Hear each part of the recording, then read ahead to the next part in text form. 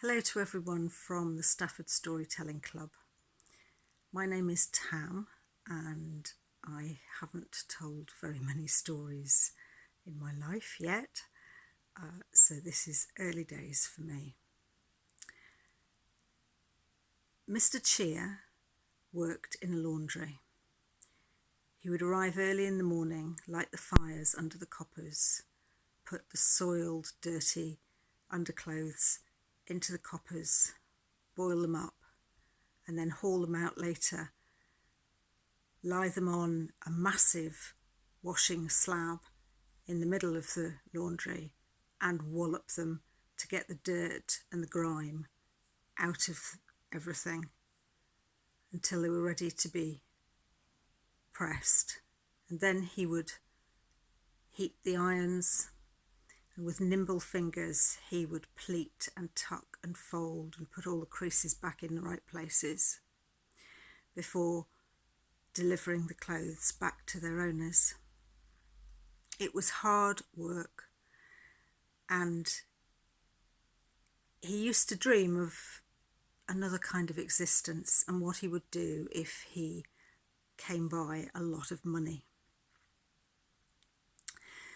One day, Mr. Chen moved into the locality. He was very wealthy. Big house, servants, beautiful, elegant silk clothes. But again, he had underclothes, he needed them washed, so did the rest of the household. And so Mr. Cheer used to collect the clothes and then wash them and return them. Mr. Cheer was kind of curious as to how Mr. Chen earned an income. He couldn't see any evidence of work. He wondered if he'd inherited. And the more he asked questions locally, there was no answers. And so he took to trying to meet up with Mr. Chen in unusual places, but had no joy. Mr. Chen seemed to be avoiding him.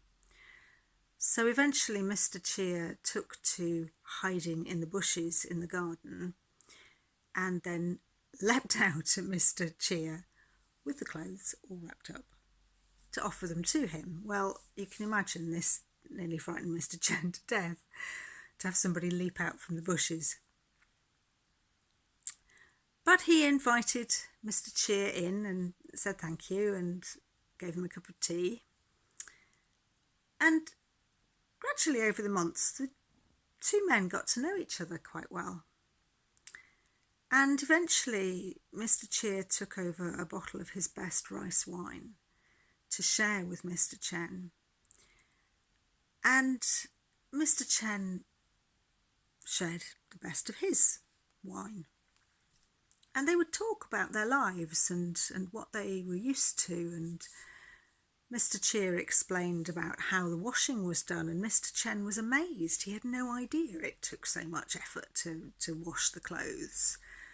And Mr. Cheer laughed and said, well, did you think you put them in a magic white box with a bit of powder and water and just left it to it? And laughed and said, well, there's no such magic as that in the world. And Mr. Chen said, if you want to see some magic, he reached into his pocket and he pulled out a very small, smooth pebble. And he said, this is a philosopher's stone, and anything that I want, I need. I just need to rub. And whatever it is I've rubbed will turn into the right type of thing. So an empty jug of wine becomes a full jug of wine. If I need money, I just need to rub something and it will become a solid silver version of itself. And Mr. Cheer was extremely interested in this. And so he plied his friend with drink. And as Mr. Chen slithered drunk out of the chair, Mr. Cheer rifled through the man's pockets and stole the stone. He rushed home. He rubbed the table. He rubbed a spoon. He rubbed the cat. Nothing. So then he tried to work out how he was going to get the stone back, because clearly he couldn't get it to work. And he was pondering this for a few days when Mr. Chen came over to him all in a fluster and said, well, I've lost the stone. This is terrible. It was given to me by the immortals, and I will be thrown out of the kingdom of heaven if I lose it or if it's misused. And Mr. Cheer said, is this it? I thought I recognised it. I found it in the street, lying through his teeth. Well, Mr. Chen was so impressed and so pleased to have the stone back that he agreed to grant Mr. Cheer one little use of the stone. And so Mr. Cheer took a sliver of soap and said, would this be all right if I could turn this into silver? And Mr. Chen agreed. And he said a few words. And with nimble, deft fingers, Mr. Cheer missed the sliver of soap, and the Philosopher's Stone hit the massive wash slab in the middle of the laundry. Well, Mr. Chen was devastated. Oh, the gods would throw him out of heaven. He didn't know what to do with himself. He was absolutely horrified.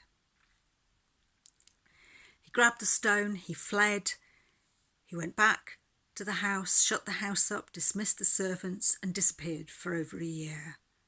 But Mr. Cheer, well, he was oblivious to this, didn't really give a damn about his friend's state of mind, and just stood there looking at this solid silver, massive slab in the laundry, stroking his chin and with a very thoughtful grin spreading over his face. A year later, Mr. Chen returned to the district, not so elegant now, dressed in workers' clothes. He had been thrown out of the kingdom of heaven.